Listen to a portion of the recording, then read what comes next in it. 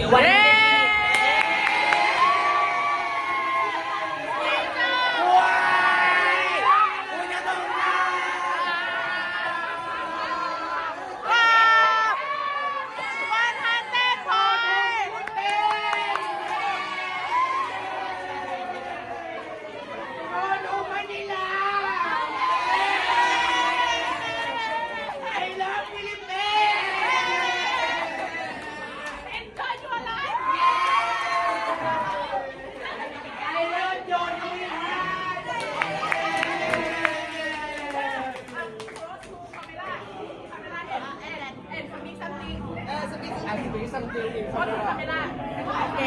But it's very fun.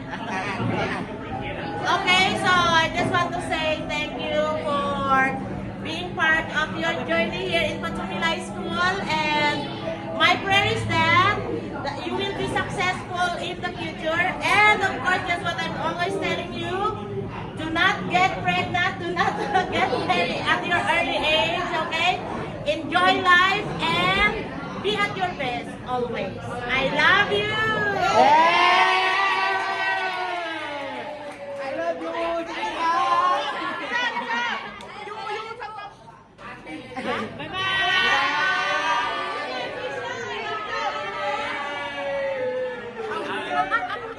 Bye bye.